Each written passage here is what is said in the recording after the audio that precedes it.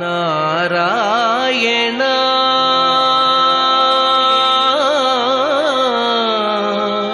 నారాయణ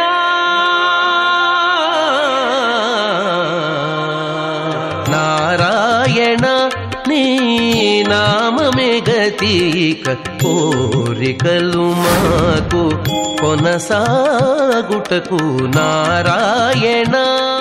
నీళాతుంగస్తనగిరితటీ సుప్తముద్బోధ్య కృష్ణం పారార్థ్యం స్వం శృతిశతశిరసిద్ధమధ్యాపయంతి స్వోచ్ఛిష్టాయాం స్రజి నిగళితం యా బలాత్కృత్య భుంక్తే గోదా తస్యై నమైదమిదం భూయ ఏవాస్తు భూయః.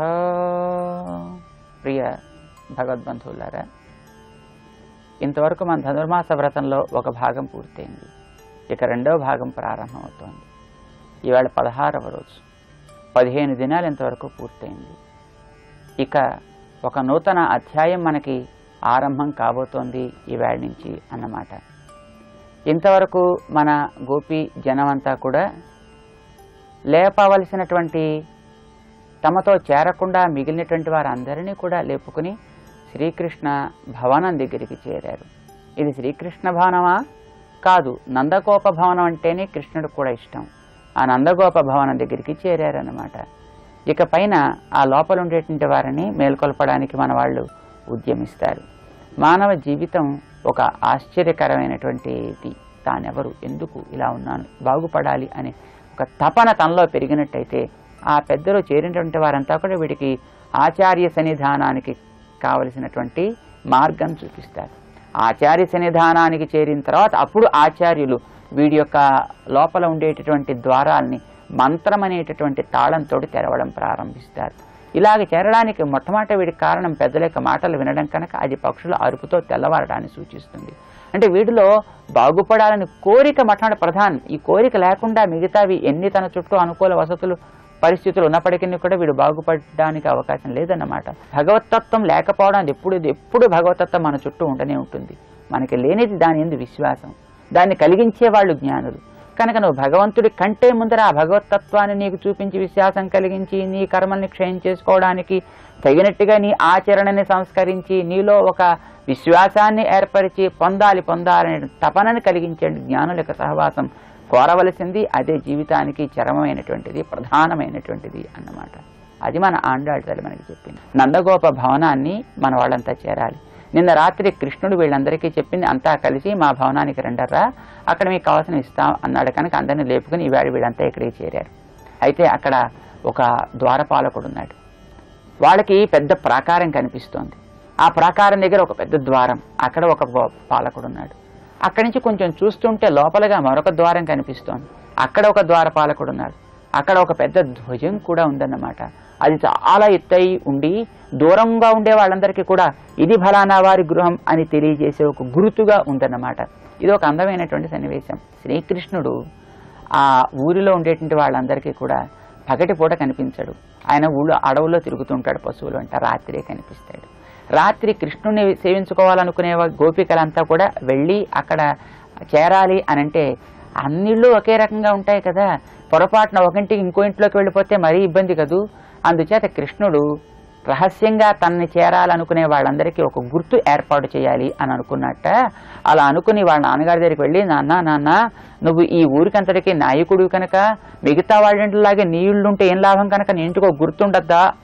పాపం వెర్రిగోళ్ళలు కదా, అలాగే అన్నాడని. ఏం చేద్దామంటే ధ్వజం పెట్టమన్నారు. ఓ బ్రహ్మాండమైన ధ్వజం ఇంటికి వేలాడదీశారన్నమాట. అయితే అది ఆయన మీద ప్రేమతో పెట్టింది కాదు, తన కోసం వచ్చేవాళ్ళకి ఇది కృష్ణుడి భవనమే, ఇక్కడ మనం వెళ్ళొచ్చు అని ఒక రహస్య సంకేతం అన్నమాట. అది ఒక ధ్వజం. పరమాత్మ గరుడ ధ్వజుడు అని పేరు. ఆ గరుడు పరమాత్మ ఉండే స్థానాన్ని చూపిస్తాడు. గరుత్మంతుడు వేదానికి ప్రతీక అంటారన్నమాట. భగవంతుడు వేద ప్రతిపాదుడు. వేదం తప్ప భగవంతుడు మనకి తెలియజెప్పేటువంటి సాధనం మరొకటి ఏం లేనే లేదు. భగవంతుడి కంటే ముందు మనకి వేదం కనిపిస్తుంది. కనిపించడం అంటే వేదం మన చెవులతోటి వినడానికి అవకాశంగా ఒక శబ్దరాశి కదా, అది ముందు వినిపిస్తుంది. దాన్ని విని అక్కడ మన శిరస్సు ఉంచినట్లయితే అందులో ఉండే పరమాత్మతత్వం మనకి సాక్షాత్కరిస్తుందని అహం వేదైరేవ వేద్య అంటూ భగవద్గీతలో స్వామి ఉపదేశం చేశాడు. నన్ను వేదాలే చెబుతాయి, వేదాల వల్ల నేనే తెలుస్తాను, వేదాలంటూ ఉంటే నన్ను చెప్పడం తప్ప వాటికి వేరొక ఇతరమైనటువంటి లక్ష్యం లేనే లేదు అంటూ వేదై సర్వై అహమేవ వేద్య అంటూ 15వ అధ్యాయంలో స్పష్టం చేశాడు.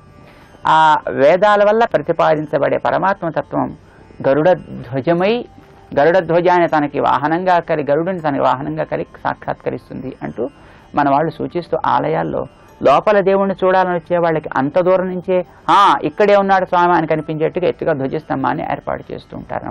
అక్కడ శిరస్సు ఉంచి లోపలికి వెళ్ళాలి అనే ఒక ప్రక్రియను మన ఆండాళ్ళ తల్లి ఈ పావసరంలో నిరూపిస్తోంది. ఇక్కడికి చేరారంతా చూశారు. అక్కడ ముందు ద్వారపాలకుని ప్రసన్నం చేసుకోవాలి కదా, ఈనాటి పావసరంలో మన ఆండాళ్ళ తల్లి చేసుకుంటోంది. అది ఎట్లాగో మనం ఒకసారి తెలుసుకుందాం. ఆండాళ్ తిరువడిகளே శరణం, நாயகனாய் நின்ன நந்தகோபனுடைய கோயில் காப்பானே, கொடித்தோண்ணும் தோரண வாசல் காப்பானே, மணிக்கதவந்தாள் திறவாய் ஆயர் சிறுமியரோ முக்கு, அரைப்பறை மாயன் மணிவண்ணன் நின்னலேவாய் நிறந்தான், தூயோமாய் வந்தோம் துயிலழப் பாடுவான், வாயால் முன்னம் முன்னம் மாத்தாதே அம்மா, நீ நேச நிலை கதவம் நீக்கு ఏలోరెంబావాయి. ఆండాళ్ తిరువడిகளே శరణం. మన వాళ్ళకి పాపం పేర్లు తెలియవు కదా, చేసే పనిని బట్టి పిలుస్తూ ఉంటారు. అక్కడ ద్వారపాలక అని పిలుస్తున్నారు, చేసే పని అది కనుక. అయితే వీళ్ళకి ఆ ద్వారపాలకుని మొట్టమొదటి కాస్త కీర్తించి ప్రసన్నం చేసుకోవాలని అయితే తెలియదు. కానీ చిన్నపిల్లలు కదా పాపం వీళ్ళకి ఏం తెలుసును. కానీ జ్ఞానం కలిగి శ్రీకృష్ణ ప్రేమ నిష్కల్మషంగా కలిగిన వాళ్ళు కనుక వీళ్ళు చేసేటటువంటి ప్రతిపద వెనక శాస్త్రం వీళ్ళని అనువర్తిస్తూ వస్తుంది. వీళ్ళు శాస్త్రాలు తెలుసుకుని వెళ్ళక్కర్లేదు, వచ్చి పిలుస్తున్నారు. నాయకనాయ నిన్న, మాకందరికీ నువ్వే ప్రధాన నాయకుడు అయ్యా. లోపలుండే కృష్ణుడు, ఆ కృష్ణుడికి నందగోపుడు మనకి తర్వాత, అసలు మీరే మాకు అనుగ్రహించారంటే బస్ అంతా అయినట్టే. ఏదైనా ఒక పెద్ద వ్యక్తిని, ఏదో పెద్ద ఏ చీఫ్ మినిస్టరో ప్రైమ్ మినిస్టర్ అంటే వాడిని చూడాలంటే ముందర ఆ ప్యూని అనుకూలించాలి. వాడు రండరి మామని చూడడానికి అని మనకి అనుకూలంగా స్పందన అయినా అసలు వీడు అనుకూలించకపోతే వీడికైనా లోపల పంపించకపోతే వాడు మనకి మాట వింటాడో విండో తర్వాత విషయం, లేకపోతే లోపలికి వెళ్ళలేం కదా. ముందర ఇతను ప్రసన్నం కావాలి అన్నమాట. మాకందరికీ నువ్వే ప్రధానమైన నాయకుడు అయ్యా అంటుంది మన ఆండాళ్ళను.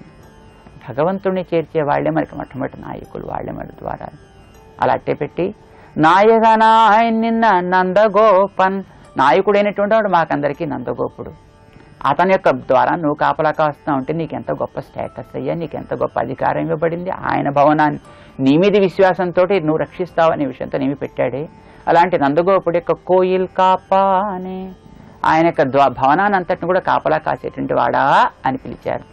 పాపం చిన్నపిల్లలు రాత్రి తెల్లవారుతుండగా వచ్చారు, జాలి వేసింది, అతను లోపలికి పంపించుంటాడు.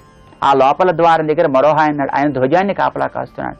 కొడితోణు, ధ్వజం తోస్తూ కనిపిస్తూ ఉండేటటువంటి తోరణ వాసల్, అందంగా అలంకరించబడ్డటువంటి ఆ తోరణములు కలిగినటువంటి వాసల్ కాపానే, ద్వారాన్ని కాపలా కాస్తూ ఉండేటటువంటి వాడా అంటూ ఆ రెండో వాడిని మేలుకొలుపుతున్నారు మేడం. అయితే వాడు కొంచెం గట్టివాడు, బయటి వాళ్ళలాగా వెంటనే లోపల పంపించేది, అది ప్రధాన ద్వారం కదా. అక్కడ ఉండేటువంటి వాడు వెంటనే కరగలేదు.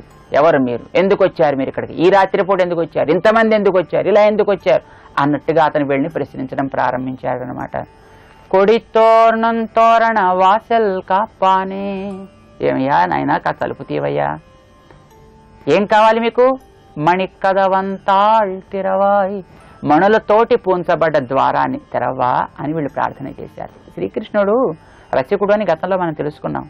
తన కోసం తెచ్చినటువంటి పవిత్రమైనటువంటి మణులతోటి తన ప్రియురాండ్లకి ఇండ్లు కట్టించి మిగిలిపోయినటువంటి రద్దీతోటి సరి చేసుకుని తన ఇల్లు కట్టుకునేవాడు. కనుక ఈంది మణిభవనమే, వాళ్ళది మణిభవనమే. ఈంది వాళ్ళకంటే కొంచెం రెండో రకం మణిభవనం అన్నమాట. అయినప్పటికీ కొంచెం పకడ్బందీగా నిర్మించారేమో, అలాంటి ద్వారాన్ని తెరవాలి అని అడిగారన్నమాట. మన హృదయంలో ఉండేటువంటి తత్వాన్ని చూడటానికి అహంకారం అనేటువంటి ఒక ఆటంకం, ఒక ద్వారం ఉంది. దీని తలుపు తీయాలంటే జ్ఞానుల ఉపదేశం ద్వారా మనకి తీయాలి. కనుక అయ్యా మణికదవంతాళ్ తిరవాయి, తీసుకోండర్రా మీరే వెళ్ళండి అన్నట్టుగా చూపించాడు. అమ్మో మేము తీసుకోకూడదు, మాకు ఎక్కడని తెలుస్తుంది కనుక, అన్ని చోట్ల అది ఏదో తాళంలాగా ద్వారంలాగా ఉంది కనుక నువ్వు తీయాలి. సరే కానీ అసలు ఈ అర్ధరాత్రి పూట మీరంతా వచ్చారు, మిమ్మల్ని నమ్మడానికి వీల్లేదన్నాడు ఆయన. అయ్యయ్యో అదేమిటయ్యా అలా అంటావు, మేము ఎవరు అనుకుంటున్నావు, సరే ఎవరు చెప్పండి, మీరు ఎందుకోసం వచ్చారో చెప్పండి. ఆయరు సిరిమియరో ముక్కు, మేము వచ్చేటటువంటి మేము ఏం దోషభావం కలిగి రాలేదయ్యా అంటున్నాను. కాక అసలు ఇప్పుడు ఎలా లోపల ఉండేవాడు కృష్ణుడు, మాకందరికీ కృష్ణుడు రక్షించుకోవడం ప్రధాన కర్తవ్యం. ఈ ఊరా నమ్మడానికి వీల్లేదు, జంతులా నమ్మడానికి వీల్లేదు కనుక మేము తలుపు తీయడానికి వీల్లేదు. ఎందుకంటే ఇక్కడ చీమ మీద అసురాభిష్టమే, గడ్డి మీద అసురాభిష్టమే, ప్రతిదీ అసురాభిష్టమే కనుక అసలు మీరెవరు, మీరు ఎందుకు వచ్చారు? ఆయన ఆయరు సిరిమియరో ముక్కు, మేము వచ్చిన వాళ్ళు ఎవరు అనుకుంటా, ఆడపిల్లలం అయ్యా. ఆడపిల్లని అసలు ఈ ఊళ్ళో నమ్మడానికి వీళ్ళ పూతన ఆడది కదా, కృష్ణుడిని ఏదో చేయడానికి రాలే అయ్యా, మేము అలా రాలేదయ్యా, చిన్నపిల్లలను చూస్తే తెలియట్లేదు. వత్సాసురుడు చిన్న పిల్లవాడిగా రాలేదా, ఏదో ప్రమాదం కలిగించడానికి, వాళ్ళు ఒంటరిగా వచ్చిన వాళ్ళు ఇంతమంది కలిసి వచ్చామంటే అలాంటి భావంతో ఎట్లా వస్తామయ్యా. ఆయరు సిరిమియరో, సరే పాపం జాలి వేసింది. అసలు మీరు ఎందుకు వచ్చారో చెప్పండి, మీ మాటను బట్టి నేను గుర్తిస్తాను అసలు మీరెవరో ఎందుకు వచ్చారో అన్నాడని చెప్తున్నారు. అరై పరై మాయన్ మణివಣ್ಣన్ నిన్నలేవాయ్ నీరుందాన్. ఏం చేస్తాం, మా దురదృష్టం ఈ విధంగా ఇక్కడ నిలబడేట్టు చేసిందయ్యా. నిన్న దినం ఎంత మంచి దినం, కృష్ణుడు స్వయంగా మాతో మాట్లాడి నిన్నటి ఆయన అధర స్పందన కూడా మేము చూడగలిగాం. మాతో ఆయన చెప్పాడయ్యా, నిన్నలే వాయినేరిందా, నిన్ననే మా కోసం వాగ్దానం చేశాడంటూ ఆనాటి ఆ స్పందన జ్ఞాపకం తెచ్చుకుంటున్నారు. ఎందుకోసం అంటే పరై మాకందరికీ కూడా వ్రతం చేయాలి అని నిర్ణయం చేశారు మా పెద్దవాళ్ళు. దానికోసం ఒక వాయిద్య విశేషం కావాలి, అది నేను ఇస్తానన్నాడు, ఒక పరికరం తాను ఇస్తానన్నాడు. మాయన్ ఎంత ఆ మోసకాడైనా రమ్మని చెప్పినవాడు మా దగ్గర ద్వారపాలకుడు ఉంటాడు అంటూ మాకు ఒక చిన్న చీటీ ఇచ్చి నేను రమ్మంటున్నాను అని దాని సంతకం పెట్టిస్తే మాకు ఇవాళ ఈ ప్రమాదం ఉండేది కాదు కదా. అదేం లేకుండా రాని తన మానా తను వెళ్ళిపోయాడు, వచ్చి ఇక్కడ నీ దగ్గర మేమంతా కూడా ఇలాగ నిర్బంధించబడ్డాం.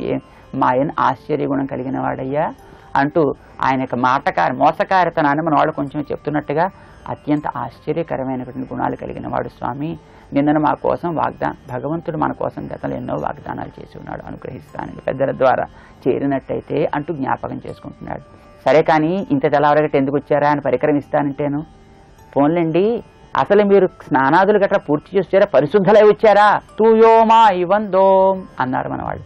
మేము ఏ ఇతరమైనటువంటి దోషాలు లేకుండా పరిశుద్ధం. ఏమిటి వీళ్ళకి పరిశుద్ధి అంటే కృష్ణుడినే కోరి శ్రీకృష్ణునే సాధనమని నమ్మి వచ్చిన వాళ్ళు కనుక వీళ్ళకి ఇతర పరిశుద్ధి బాహ్యమైనటువంటి పరిశుద్ధులు ఒక రకం, కానీ వాటికంటే ప్రధాన ఆంతరమైనటువంటి పరిశుద్ధి శ్రీకృష్ణుడే ఫలమని తెలిసి ఇతరమైనటువంటి సాధనాలు అవలంబించి కాకుండా ఆయన్నే సాధనను విశ్వసించి రావడమే ప్రధానమైన పరిశుద్ధి. అది మేము కలిగి వచ్చామంటే రెండవ పరిశుద్ధి చెప్పారు. 5వ పాసనంలో మొదటి పరిశుద్ధి ఇతర ఫలములు లేకుండా, ఇక్కడ రెండవ పరిశుద్ధి ఇతర సాధనములు లేకుండా కృష్ణుడే సాధనమని విశ్వసించి మేము వచ్చాం. తూయోమాయి వందోం, ఏమీ కోరిక లేకుండా వచ్చామన్నారా, ఇప్పుడు వాయిద్య విశేషం పుచ్చుకోవడానికి వస్తామని అంటున్నారా, చాలా చాలా బాగుందరా, మీ మాట లోపల ఒక్కటే బయట ఒక్కటే కనిపిస్తోంది. అయితే వస్తువు కోరారు కనుక వెయిట్ చేయండి, అక్కడ వెయిటింగ్ రూమ్లో స్వామి వెళ్ళిగా లోపల అనుష్ఠానం పూర్తి చేసుకుని వస్తాడు, ఇప్పుడు 9ంటికి తలుపు తీస్తాం, లోపలికి వద్దిరి కానీ. అమ్మమ్మో ఎంత ప్రమాదం, కాదు నాయన. తుయ్యిలేడప్పాడువాన్, మేము వచ్చింది దేనికోసం తెలుసన్న స్వామిని ఏదో వాయిద్య విశేషం కోరి పోవడానికి అని రాలేదు. ఆయన అది ఇస్తా అన్నాడు కనుక మేము పుచ్చుకుంటా అన్నాం, కానీ అసలు మాకు అది కోరిక కాదు, స్వామిని సేవించడమే కోరిక. అందులోనూ ప్రధానంగా స్వామి పవళించి ఉంటాడు కనుక ఆ పవళించిన స్వామి యొక్క సౌందర్యాన్ని సేవించుకోవాలి, ఆయన మేల్కొలపాలి, ఆయనలో కలిగే ప్రథమ స్పందన దగ్గర చూడాలి.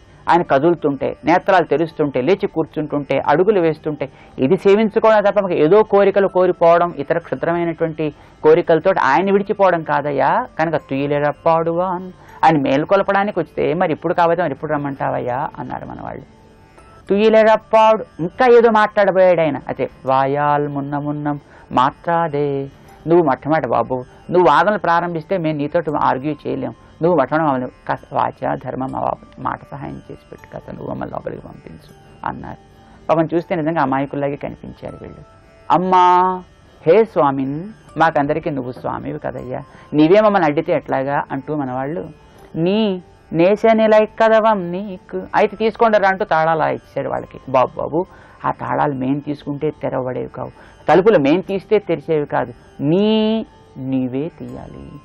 మనలో ఉండేటటువంటి ఆ అజ్ఞానపు ద్వారాలు మనం తెరుచుకుంటే తెరుస్తాయా? జ్ఞానులు తీయాలి కదా, కనుక నువ్వే తీయాలి. పైగా శ్రీకృష్ణ ప్రేమ నీకంటే ఆ ద్వారాలకే ఎక్కువ ఉంది కనుక అవి గట్టిగా బిగుసుకుపోయి ఎవరిని లోపలికి వెళ్ళనివ్వవు. నువ్వు కనుక తీసావా చక్కగా తెలుసుకుంటే మేము లోపల కృష్ణుని సేవించుకుంటాం కనుక నేసన్ని లైక్ కదా స్నేహంతో బాగా దగ్గరగా బిగుసుకునేటువంటి ఆ కదవం తలుపుని నీకు తెరువుమా అంటూ మన వాళ్ళు ప్రార్థన చేశారు ద్వారపాలకుల్ని. ఇక ద్వారాలు తీసి లోపల ఉండేటటువంటి ఆచార్యుని సేవించుకోవడానికి అవకాశం కలిగిస్తాడు.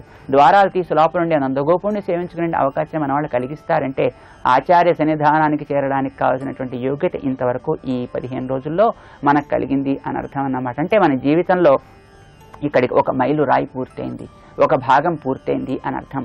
నూతన సంవత్సరంలోకి మనం ప్రవేశిస్తున్నాం. ఇంతవరకు కావాల్సిన అర్హతలు మనకు పూర్తయ్యాయి.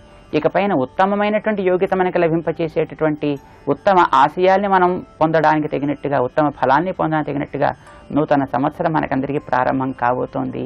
దీనికి వీడ్కోలు పలుకుదాం. రేపు రాబోయేదానికి స్వాగతించడానికి మనం అంతా సన్నద్ధులమై ఉందాం. ఆచార్య సన్నిధానానికి చేరడమే మనకి నిజమైనటువంటి జన్మకి ధన్యతను అందించే నూతనమైనటువంటి దినం కదా, నూతన వత్సరం కదా. మనం ఈ పాత సంవత్సరానికి వీడ్కోలు పలుకుతూ రాబోయేటువంటి శుభ సంవత్సరానికి స్వాగతిస్తూ ఆండాళ్ తిరువడిగళే శరణం. జై శ్రీమన్నారాయణ. నారాయణ